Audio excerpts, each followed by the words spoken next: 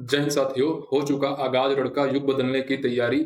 जीत उसी की होगी जिसका संघर्ष रहेगा अंत तक जारी। जी हाँ साथियों, उत्तर प्रदेश पुलिस भर्ती परीक्षा 60,244 का रिजल्ट आने के बाद बहुत से साथी असमंजस में हैं और बहुत से साथी दुविधा में जी रहे हैं कि सर मेरा नहीं हुआ या भाई मेरा नहीं हुआ, कैसे क्या हो जाएगा। तो आइए हम आपको कुछ चीजें बताते हैं और यहाँ से हमको अब आगे क्या क्या चीजें करनी है, और इस क्लास को हम शुरू भी करेंगे आज के दिन से ही। तो कैसे हम करके आगे आने वाली कोई भी भर्ती, यूपीपी हो या यूपी ट्रिपल एससी हो, किसी भी भर्ती में हम लोग कैसे आसानी से सिलेक्शन की तरफ बढ़ सकते हैं। देखिए, ये क्लास आज से शुरू होने जा रही है। इसके पहले मैंने यूपी जीके की आपको कई क्लासें करवा चुका हूं मैं, जैसे जीआई टैग प्रमुख मैंने रटवा दिया है सबको, वन ओडीओपी भी मैंने रटवा दिया है। तो अगर आप यूपी ट्रिपल एससी का कोई भी पेपर देते हैं, यूपी ट्रिपल एससी का अगर आप कोई भी पेपर देते हैं, तो ये जो मैं जीके की यूपी जीके क्वेश्चन लाया हूं, इसमें 20 क्वेश्चन आते हैं यूपी ट्रिपल एससी में। तो यहाँ से आपको 15 नंबर के क्वेश्चन या 15 क्वेश्चन आसानी से मिल जाएंगे। यही यूपीपी का कर ले तो इस बार छोड़ दिया जाए तो हर बार करीब 8 क्वेश्चन आए हैं यूपी जीके के, तो इसके भी 6 क्वेश्चन आपके यहाँ से कवर हो रहे होंगे। तो आइए आज से इस क्लास को हम स्टार्ट करते हैं यूपी जीके, और यूपी जीके के ऊपर एक मजबूत पकड़ बनाएंगे कि आप कोई भी यूपी का एग्जाम दे तो यहाँ से क्वेश्चन आपके ना छूटे। चलिए देर न करते हुए हम क्लास को शुरू करते हैं। आज की क्लास में तो क्या क्या पढ़ने वाले हैं, जरा सा स्क्रीन की तरफ चलते हैं और यहाँ से देख लेते हैं। देखिए हम तो क्या क्या पढ़ने वाला है। यूपी का सामान्य इतिहास आज हम लोग पढ़ेंगे। सामान्य इतिहास में क्या क्या चीजें इंपॉर्टेंट है, देखिए ऐतिहासिक महत्व के स्थल, जैसे मौर्यकालीन स्थल कौन से, इसमें हम लोग सारनाथ को पढ़ रहे होंगे। शुंग वंश से रिलेटेड भी कुछ स्थल है जिसमें कुछ अभिलेख वगैरह है वहां के, उसको पढ़ रहे होंगे। कुषाण वंश पढ़ेंगे, गुप्त वंश पढ़ेंगे। गुप्त वंश में एक सबसे इंपॉर्टेंट आता है, देखिए गुप्त वंश 2 बार लिख गया है, देवगढ़ का मंदिर है, दशावतार। इन सब चीजों को पढ़ रहे होंगे जहां से क्वेश्चन आपके पूछे जाने की संभावना रहती है। हर्षवर्धन को पढ़ेंगे। हर्षवर्धन में ही हम लोग कन्नौज का त्रिपक्षी संघर्ष भी पढ़ लेंगे। हर्षवर्धन ने जो मेले लगवाए थे उसको भी पढ़ेंगे। साथ ही साथ हम लोग यहाँ से ये भी जानना जरूरी है कि यूपी का पहले नाम क्या था, बाद में परिवर्तन करके क्या रखा गया। उसके साथ साथ जब नाम परिवर्तन हुए 24 जनवरी 1950, तो 24 जनवरी को यूपी दिवस मनाया जाता है। तो ये क्यों मनाया जाता है, क्या कुछ ऐतिहासिक महत्व की तिथियां हैं, तो इन सब चीजों को भी आज की क्लास में हम सब जान रहे होंगे। तो आइए देर न करते हुए क्लास को शुरू करते हैं। हाँ, मैं कुछ चीजें लिख कर पढ़ाने की कोशिश करूंगा ताकि आपको आसानी से याद हो जाए, लेकिन अगर आपको बोरियत फील हो, लगे कि थोड़ा सा टाइम ज्यादा लग रहा है, तो आप इस क्लास को 2x स्पीड पे देख सकते हैं। साथियों, अब समय नहीं रह गया है, आप सबको भी तैयारी में लग जाना चाहिए। मैं भी बहुत मेहनत कर रहा हूँ आप सबके लिए कंटेंट लाने में। आपको भी पता होना चाहिए कि मेरे अपकमिंग एग्जाम है सेमेस्टर के, इसके पहले मेरे यूपी का मेरा भी फिजिकल है, उसके बाद मैं आप लोगों के लिए क्लास भी बनाता हूँ, फिर उस क्लास को लाइव लेकर आता हूँ पढ़ाने के लिए भी। तो जिंदगी आसान मेरा भी नहीं है और आपका तो भी कह लीजिए कि नहीं है। तो आइए देर न करते हुए क्लास को हम शुरू करते हैं। देखिए, यहाँ से हम लोग पढ़ेंगे, इसको हम लोग थोड़ा सा होल्ड करके रखेंगे, लास्ट में पढ़ेंगे। हम लोग पढ़ेंगे पहले यहाँ से मौर्यकालीन यूपी के ऐतिहासिक स्थल था। देखिए यूपी जो है हमारा यहाँ, देखिए मौर्यकालीन का जो एक स्थल है, एक बुक मिलता है मेगस्थनीज का। मेगस्थनीज एक पुस्तक लिखा था मौर्यकालीन में। मेगस्थनीज की बुक की क्या नाम था, इंडिका। देखिए थोड़ा सा पढ़ते चलेंगे इतिहास को भी हम, क्योंकि यहाँ से थोड़ा सा जान लिए रहेंगे तो आपको भी आसानी होगी आगे चल के। इसमें अकाल व सूखा का अभिलेख कोई नहीं मिलता। इंडिका में किसी भी अकाल सूखे का अभिलेख और सूखे का उल्लेख नहीं मिलता। अब हम लोग इसको इसलिए पढ़ रहे हैं क्योंकि इसका मतलब कहीं ना कहीं तो अकाल एवं सूखे का उल्लेख मिला ही होगा। तो हम लोग यहाँ ये जानने वाला चीज है कि मेगस्थनीज की बुक जो है, मेगस्थनीज की इंडिका है। इंडिका में कहीं भी अकाल सूखे का उल्लेख नहीं मिलता, लेकिन अकाल और सूखे का उल्लेख कहाँ मिलता है, तो ये गोरखपुर के अभिलेख से मिलता है।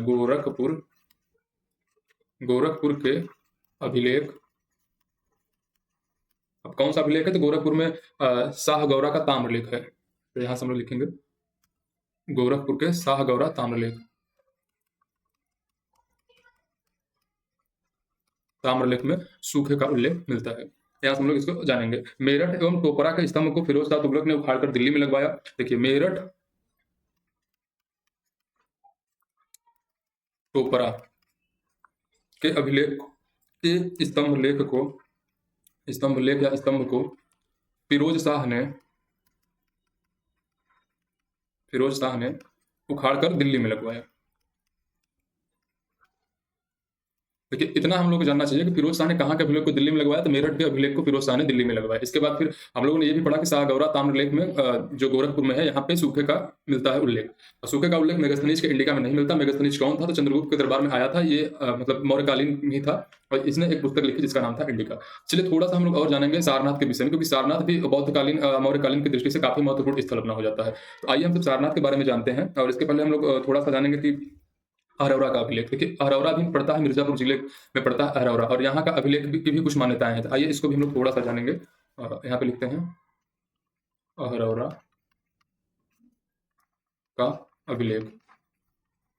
एक एक करके हम लोग चीजें पढ़ेंगे, बस वही मैं इंपॉर्टेंट चीजें पढ़ाने की कोशिश करूंगा जो यूपी ट्रिपल एससी आयोग के अनुसार काफी इंपॉर्टेंट माने जाते हैं, क्योंकि बेकार में कचड़ा पढ़ने से अच्छा है कि आप वो चीजें पढ़िए जो आपकी दृष्टि से महत्वपूर्ण हो। देखिए यहाँ पे हम लोग चलेंगे तो मिर्जापुर में मिर्जापुर। देखिए ये पूछा जाता है कि अरोरा का अभिलेख कहाँ पे है, तो जो पूर्वांचल के लोग हैं इनको तो पता होता है कि अरोरा मिर्जापुर में ही है, तो आपको भी जानना चाहिए कि अरोरा मिर्जापुर में ही पड़ता है। सारनाथ में देखिए अशोक द्वारा निर्मित स्तंभ, सारनाथ में जो भारत का राष्ट्रीय चिन्ह है, सबसे इंपॉर्टेंट चीज भारत का राष्ट्रीय चिन्ह। देखिए इससे क्वेश्चन पहले बहुत आते थे यूपी पीएससी में, हालांकि आयोग अब नहीं पूछता क्योंकि बहुत ईजी सा क्वेश्चन बन जाता है। भारत का राष्ट्रीय चिन्ह ये चतुर्मुख शेर जो है ये कहाँ से लिया गया है, तो ये सारनाथ से लिया गया है। सारनाथ, सारनाथ में ये किसका अभिलेख था, तो सारनाथ के अशोक का स्तंभ था, अशोक स्तंभ से। जो ये पहले देखेंगे कि पहले पैसे पर भी ये चीज जारी होता था, आज भी रुपए पर ये जारी होता है। तो ये चीज है मौर्यकालीन से संबंधित। अब आगे हम बढ़ेंगे शुंग वंश की तरफ। देखिए मैंने यहाँ पे लिखा हुआ था शुंग वंश, इसके बाद हम लोग पढ़ेंगे यहाँ पे शुंग वंश। तो शुंग वंश जो है ये भारतीय इतिहास का पहला ब्राह्मण वंश था। तो पहला ब्राह्मण वंश, पहला ब्राह्मण वंश था। इसके बाद फिर हम लोग इसके बारे में जानेंगे कि भारतीय सॉरी दोस्तों लाइट चली गई थी, तो आइए थोड़ा सा देखते हैं आगे। शुंग वंश को हम लोग चर्चा कर रहे थे। शुंग वंश जो है भारत का पहला ब्राह्मण वंश था। अब ये भारत का पहला ब्राह्मण वंश था, ये चीज कहाँ पे मिलता है, तो ये मिलता है अयोध्या के अभिलेख में, अयोध्या के अभिलेख में। तो इतना चीज हम लोग पढ़े। शुंग वंश मौर्यकालीन हम लोग खत्म कर चुके जो यूपी की दृष्टि से इंपॉर्टेंट थे। तो अयोध्या में भी एक अभिलेख मिलता है शुंग वंश का। इसके बाद फिर हम लोग आगे चलते हैं तो कुषाण वंश को पढ़ेंगे थोड़ा सा, बहुत ज्यादा चीजें हैं नहीं इतिहास में, इसलिए मैं बोल रहा हूँ ना कि 25 क्लास में आपके पूरा यूपी जीके का टाटा बाय बाय खत्म गया हो जाएगा। चलिए कुषाण वंश की तरफ हम लोग चलते हैं। तो कुषाण का पहले जानते हैं कि इसका संस्थापक कौन था, महान राजा कौन था। इसके बाद राजधानी थोड़ा सा जानेंगे यूपी से संबंधित जो विशेष है। देखिए लैपटॉप पे देखना होता है, पेन टाइप पे देखना होता है, प्लस कैमरे पे देखना होता है। तो तीन जगह फोकस कर पाना थोड़ा सा आई कांटेक्ट में इशू हो सकता है, लेकिन आप लोग डिस्प्ले पे चीजों को समझ रहे होंगे। चलिए कुषाण वंश की तरफ हम लोग चलेंगे। तो कुषाण वंश का जो संस्थापक था कुजुल कड़फिसेस, कुजुल कड़फिसेस। इसके बाद इस वंश का जो प्रतापी शासक था, प्रतापी शासक, प्रतापी शासक इसका कनिष्क था। इसके बाद हम लोग जानेंगे कि इसकी पहली राजधानी कहाँ थी, तो पहली राजधानी थी पेशावर थी, पहली राजधानी पेशावर। और इसके बाद इसको पुरुषपुर भी बोलते हैं पेशावर को। और लेकिन इसकी दूसरी राजधानी इंपॉर्टेंट हो जाती है यूपी की दृष्टि से, पुरुषपुर। दूसरी राजधानी यूपी की दृष्टि से महत्वपूर्ण इसलिए हो जाती है कि इन लोगों की सेकंड जो राजधानी थी, सेकंड राजधानी, इन्होंने सिर्फ मथुरा को बनाया था अपना सेकंड राजधानी, मथुरा जिसको सूरसेन के नाम से जाना जाता था। इसके समय मूर्ति कला का सर्वाधिक विकास हुआ। मूर्ति कला का सर्वाधिक विकास में गांधार शैली और मथुरा शैली मूर्तियों का विकास हुआ। लाल पत्थर से निर्मित कुछ होते थे, कुछ स्लेटी पत्थर से होते थे बने हुए। तो आइए थोड़ा सा जान लेते हैं। तो इन लोगों के समय क्या हुआ, मूर्ति कला का विकास हुआ यूपी में, यूपी में मूर्ति कला का विकास हुआ। और मूर्तियां दो शैलियों में बनती थी। तो पहला था मथुरा शैली, गांधार शैली हो जाएगा एक, और दूसरा ही हम लोग पढ़ रहे होंगे मथुरा शैली। मथुरा शैली, इसमें ये मथुरा शैली वाली जो मूर्ति थी किस पदार्थ से बनाई जाती थी, तो इसको हम लोग थोड़ा सा देख रहे होंगे कि मथुरा शैली की मूर्तियां जो थी लाल पत्थर से बनती थी, लाल पत्थर से। और जो गांधार शैली वाली होती थी ये बनती थी आपकी स्लेटी ग्रे से, ग्रे से। तो यहाँ पे इतने चीज हम लोग पढ़ लिए। इसके बाद चलते हैं गुप्त वंश की तरफ, और गुप्त वंश की तरफ भी हम लोग बढ़ेंगे आगे और चीजों को समझते हुए चलेंगे, क्योंकि यह भी हमारे एग्जाम की दृष्टि से काफी महत्वपूर्ण हो जाता है। एक चीज यहाँ पे हम लोग और नोट कर सकते हैं कि बुद्ध की प्रथम मूर्ति किसमें बनी थी। तो बुद्ध की प्राचीन मूर्ति जो यूपी में सबसे पहले बनाई गई थी, ये मथुरा शैली में बनाई गई थी। तो यहाँ पर लिख सकते हैं यूपी में बुद्ध की प्रथम मूर्ति ये बनाई गई थी मथुरा शैली में। तो ये यूपी त्रिपल इसको 2 से 3 बार पूछ चुका है। देखिए टॉपिक मैंने कुछ रेसिपी लिखा है, कुछ टॉपिक को मैं पेज पे लिख के लाया हूँ, यहाँ से देखकर थोड़ा सा समझकर आप लोगों को समझाने में और मुझे आसानी होती है। आइए चलते हैं गुप्त वंश की तरफ। और गुप्त वंश की तरफ अगर हम लोग चलेंगे तो इसके संस्थापक पहले हम लोग देख लेते हैं। संस्थापक श्रीगुप्त। देखिए आप सब इतिहास तो एक बार पढ़ ही चुके होंगे, नहीं पढ़े होंगे तो मैं इतिहास की क्लास भी लगा दूंगा आने वाले 1 महीने के बाद, क्योंकि यूपी जीके पहले कंप्लीट करना जरूरी है। क्योंकि यूपी त्रिपल में आपका अकेले 20 नंबर का वेटेज लगता है, जहाँ 15 क्वेश्चन आपको इस क्लास से मिल रहे होंगे। इसके बाद वास्तविक संस्थापक चंद्रगुप्त, इसका वास्तविक संस्थापक कह लीजिए प्रतापी शासक, तो कह लीजिए वास्तविक संस्थापक चंद्रगुप्त, चंद्रगुप्त प्रथम। देखिए वो मौर्य वंश वाला चंद्रगुप्त अलग था, इसमें चंद्रगुप्त प्रथम चंद्रगुप्त द्वितीय आएंगे, ये अलग कहे जाएंगे। सर्वाधिक मंदिर और मूर्तियों का विकास, देखिए कुषाण वंश में मूर्ति कला का विकास हुआ, लेकिन यहाँ पे सबसे अधिक विकास हुआ। तो सर्वाधिक मूर्ति कला का विकास। मैं उम्मीद करूंगा कि आप सब साथ साथ लिखते हुए चल रहे हैं, ताकि आप लोगों को भी आसानी हो रही होगी चीजें समझने में। ये कुषाण वंश गुप्त वंश से मैंने 2 बार लिख दिया वही चीज। तो यहाँ से चलते हैं, फिर से देखते हैं। गुप्त वंश में लोग पढ़ रहे थे, इसको हम लोग कैंसिल कर रहे थे, इसको हम लोग पढ़ चुके। तो गुप्त वंश में क्या होता था, इसके बाद फिर सर्वाधिक अभिलेख वाला शासक इसमें कुमार गुप्त था, जिसने सर्वाधिक अभिलेख जारी किए। तो कुमार गुप्त ने सर्वाधिक अभिलेख जारी किए।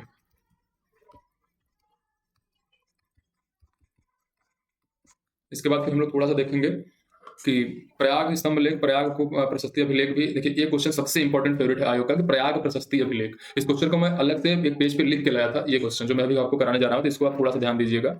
प्रयाग प्रशस्ति अभिलेख, प्रयाग प्रशस्ति अभिलेख के बारे में हम जानेंगे कि इसको जारी किसने करवाया था। तो समुद्रगुप्त ने। और इसके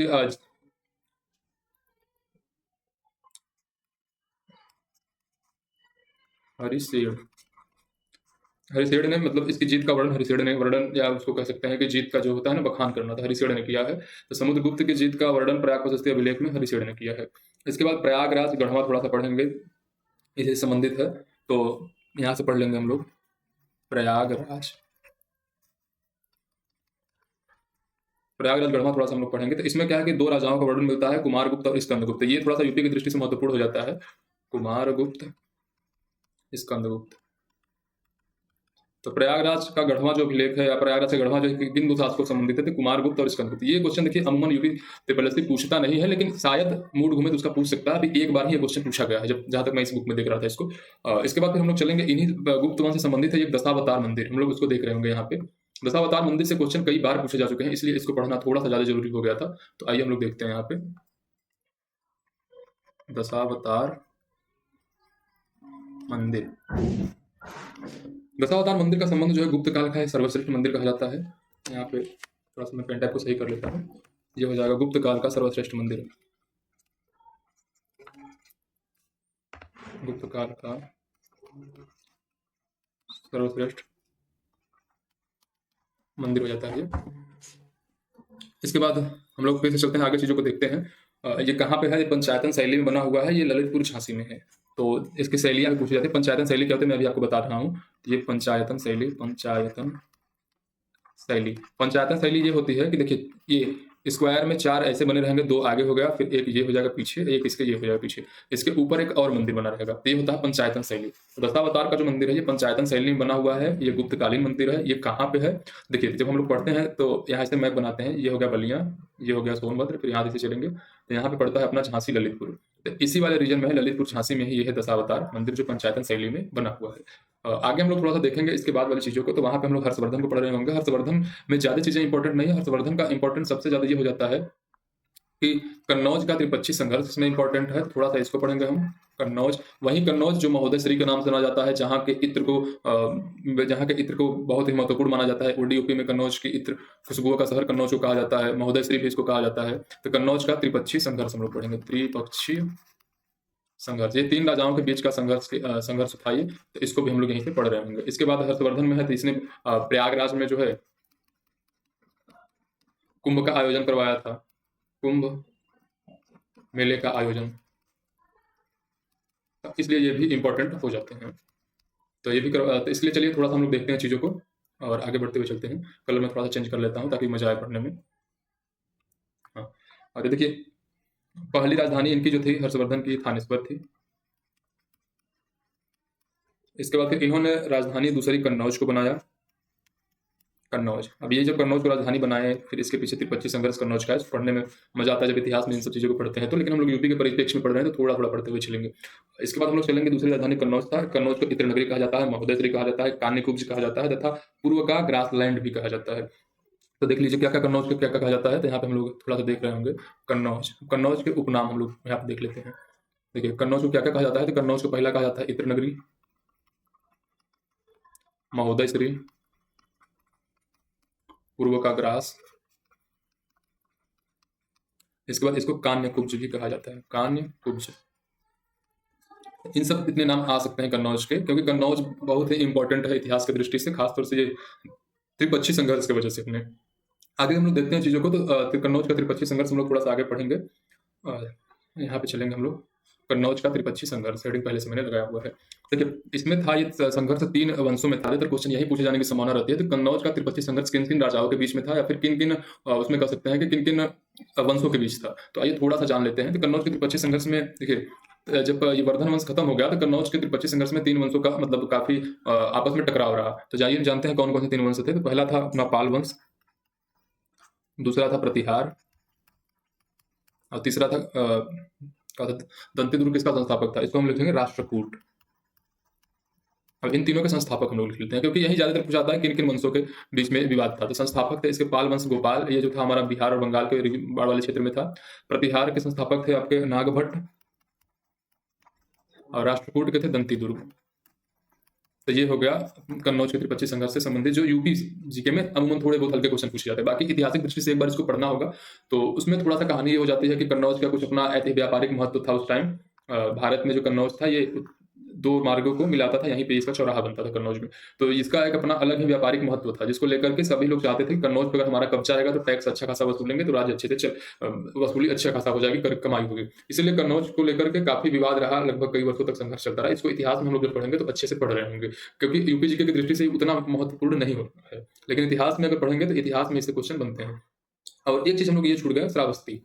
तो श्रावस्ती को हम लोग सहेत महेत की नगरी भी श्रावस्ती को कहते हैं। तो एक चीज थोड़ा सा हम लोग डाल लेंगे यहाँ पे छोटा सा, श्रावस्ती। श्रावस्ती वही श्रावस्ती जो बलरामपुर के बगल में है। श्रावस्ती को अन्य नाम है सहेत, और एक इसका अन्य नाम है महेत। तो सहेत महेत की नगरी किसको कहा जाता है? श्रावस्ती को। ये क्वेश्चन मैं इसलिए करवा दे रहा हूँ क्योंकि मुझे मिला था, और अलग से करवाऊंगा तो याद करने में दिक्कत होगी। तो इसको आप एक वन लाइनर के तौर पे यहाँ पे याद कर लीजिएगा। चलिए अब आगे थोड़ा सा हम चलते हैं, और आगे ये हमारा मिलेगा राजनीतिक संरचना। तो इसको हम लोग अगले क्लास में पढ़ रहे होंगे। और यहाँ से हम लोग का ये छूट गया कि पहले क्या नाम था, बाद में क्या नाम पड़ा, किस तरीके से इसके नाम में बदलाव आते गए। देखिए बंगाल प्रेसिडेंसी इसका बहुत पहले नाम, पूर्व पहले नाम हुआ करता था पहले बंगाल प्रेसिडेंसी। उसके बाद 1836 में इसका नाम परिवर्तन करके कर दिया गया संयुक्त प्रांत। संयुक्त प्रांत नाम किया गया। 1837 में किया गया पश्चिमी प्रांत। 1902 में इसका नाम किया गया संयुक्त प्रांत आगरा एवं अवध।